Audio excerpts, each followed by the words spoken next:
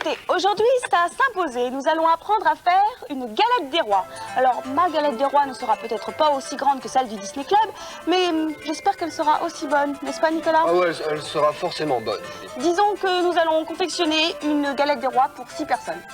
Alors, il vous faudra 100 g de sucre, 90 g de farine, 3 décilitres de lait, 3 œufs, dont un où il faudra seulement le jaune, 30 g de beurre, 60 g d'amandes que vous aurez épluchées et écrasées. Voilà, il vous faut aussi de la pâte feuilletée que vous mettez, comme l'a fait Nicolas, dans un moule. Voilà la première étape de la recette. Deuxième étape, vous faites chauffer le lait dans une casserole et vous y incorporez le sucre, la farine, les 2 œufs plus le jaune d'œuf, le beurre et les amandes pilées. Voilà. On mélange? On mélange, on laisse sur le feu et on attend que la pâte durcisse, épaississe un petit peu. Et voici le résultat. Voici la frangipane. Alors là, on prend le moule. Tiens, attention, hein. Je croyais que t'allais me taper. Non. Et on remplit le moule à tarte. T'as pas oublié quelque chose? Attends! Ah bon, d'accord. Et alors, comme le disait Nicolas, mais il a dévoilé le secret un petit peu trop Ah, tôt. j'ai rien dit, j'ai rien dit. Il ne faut surtout pas oublier, bien sûr, la fève Voilà. pour tirer les rois ou la reine. Alors, évidemment, vous pouvez en mettre, je vais prendre la fève, voilà. Vous pouvez en mettre 2, 3 ou 4, en fait, c'est plus marrant, mais nous, on n'en met qu'une. Une fois, voilà. On la voit pas parce qu'il va y avoir ça par-dessus. Voilà, le système de la tourte. Hop. Ah, c'est un petit peu collé. Tiens, tu m'aides, Nicolas?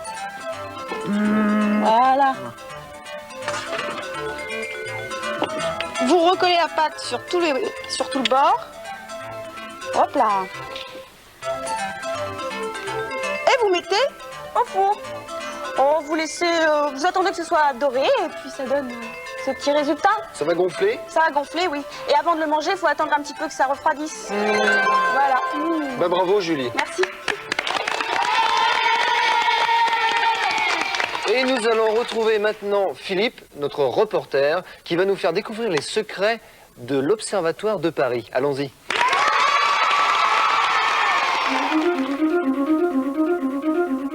L'Observatoire de Paris est un vieux monsieur de quelques 323 années. À l'origine de sa création en 1667, Louis XIV, le roi Soleil, qui en l'occurrence porte ici bien son nom, est Colbert. Savez-vous aussi que lorsque vous déambulez rue Cassini ou boulevard Arago à Paris, ces 2 lieux portent respectivement le nom du premier directeur de l'Observatoire, Jean-Dominique Cassini, et de l'un de ses autres très célèbres directeurs, Arago.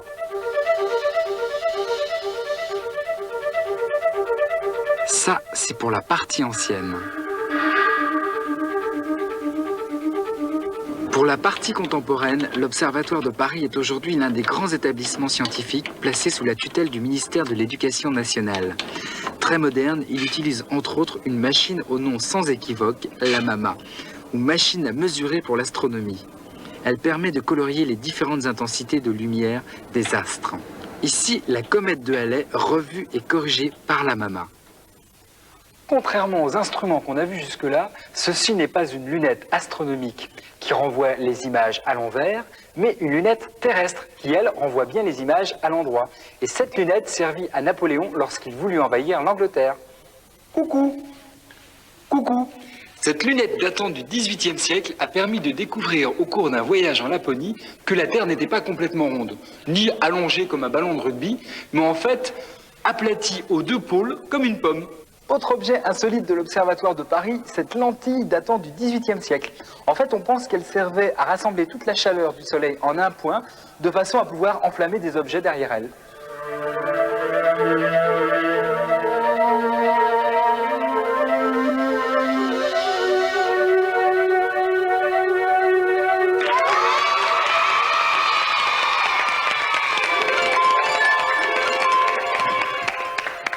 Mais qu'est-ce que tu fais, Philippe? Tu continues ton reportage?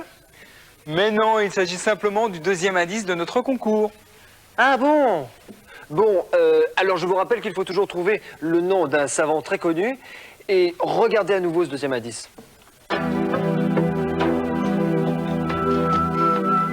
Le détective Small et son ami Monsieur Fry se trouvent, pour les besoins d'une enquête, plongés dans le milieu de la boxe. Et Monsieur Fry, qui, comme vous le savez, peut rapetisser quand il le désire, commence cette aventure à l'intérieur d'une machine à écrire. Voici le détective Small et Monsieur Fry. Ouais!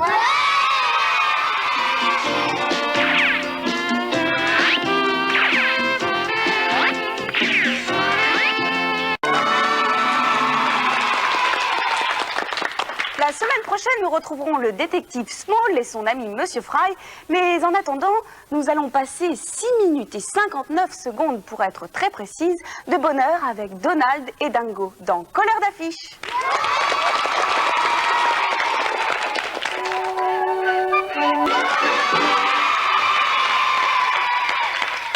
Jetons ensemble un coup d'œil sur le programme du Disney Club de dimanche prochain.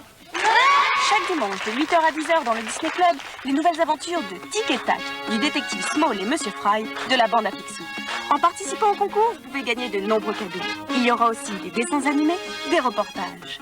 À Disneyland, nous avons passé une matinée très mouvementée et surtout très éclaboussée.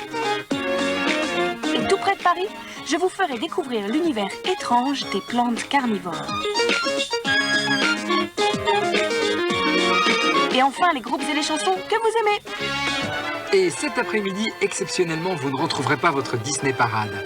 Rendez-vous dimanche prochain avec Jean-Pierre Foucault et Anne, avec la suite des aventures de Capone, chien gangster.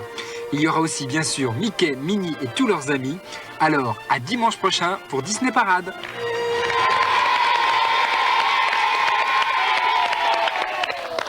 Regardez bien Nicolas qui nous présente le troisième et dernier indice de notre concours. Il faut trouver le nom d'un savant. Et pourtant, elle tourne. Voilà, je pense que vous avez trouvé. Oh, ce n'est pas très difficile. Je vous rappelle tout de même les deux premiers indices.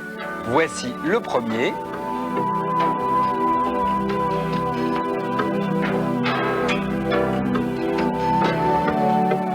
Et le second. Oh, je vois. Je vois. Qu'est-ce que tu vois, Nicolas? Bah, je vois tout un tas de cadeaux qu'on peut gagner. Ah, On peut gagner 4 boîtes de jeux.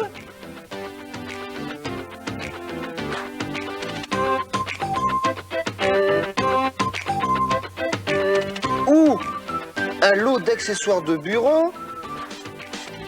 Ou un sac de couchage. Ah mais, je vois aussi qu'on peut pas gagner tous les cadeaux en même temps. Oh, c'est dommage ça. Hein. oh. Alors, ou bien une boîte de magie, ou un livre sur les comptes d'Europe et un disque, ou bien un mini-ordinateur. Oh, dis donc, je vois aussi notre adresse. Ah bah ça tombe bien, je vais la donner. Vas-y, vas-y. Alors, le Disney Club, boîte postale 2001, 92 518, Boulogne-Billancourt, CEDEX. La semaine dernière, il fallait trouver Peter Pan. Eh oui, Peter Pan, exactement. Souvenez-vous des indices. Premier indice, c'était le crochet du capitaine Crochet. Deuxième indice, qu'est-ce que c'était le deuxième indice? Le crocodile. Eh oui, le crocodile. Et enfin, le troisième indice, c'était le chapeau de Peter Pan et une flûte de Pan. Oh, la liste des gagnants.